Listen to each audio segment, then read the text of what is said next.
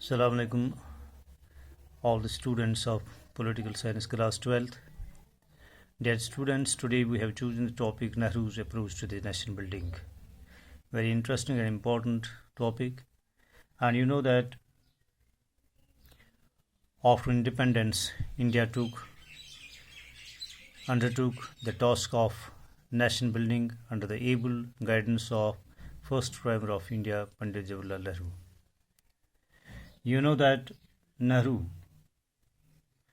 had been quite impressed by the Soviet society's model of development ever since he visited to USSR into 1927.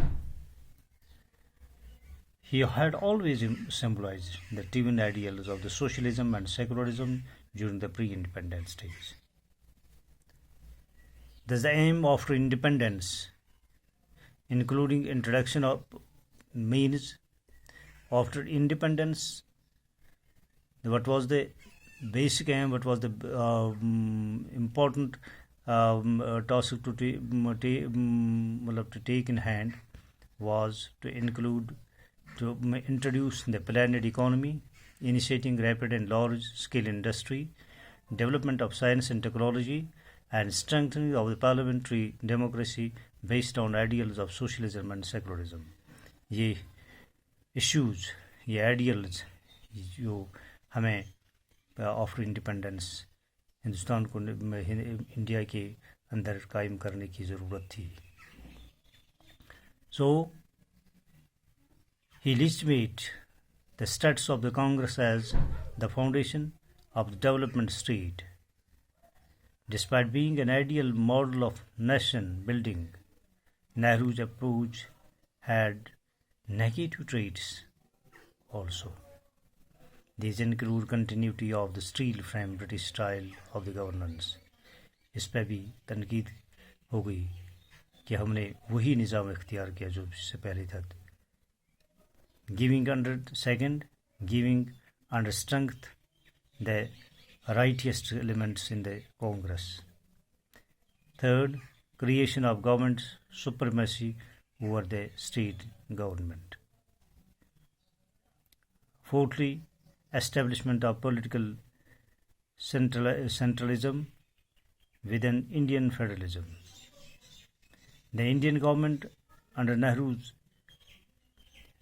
present a continuation of British attitude in both theory and practice, continuation of British policy, paramilitary and administration machinery, and failure to develop an alternate structure was the biggest failure of the Nehruvian approach. You know that after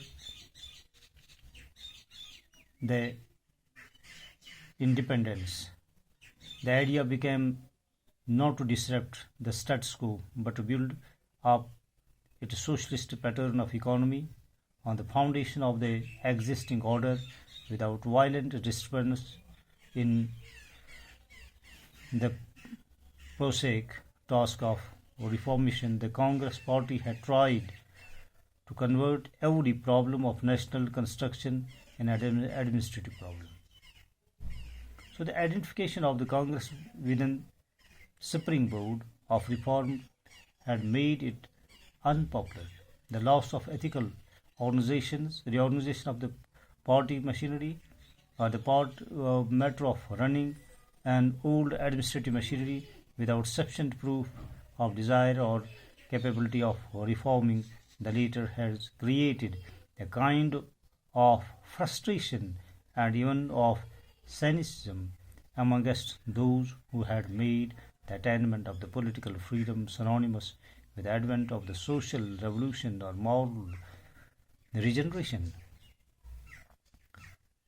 So the nation building as a multi-dimensional process required a new approach. The first need was to develop a sense of collective consciousness among the people so that the nation, recovering from pitfalls of the partition and refugee migration, could give social security to its citizens. Further, the economic depletion had to be stopped by setting the path of economic development. What was required was economic rejuvenation. The parliamentary institution and the steel frame bureaucratic Raj adopted from West failed to live up to the expectations. All this had made the process of development the only visible symbol of the unity in post-independent India. So you know that. In a nutshell, what was the Nehruvian approach?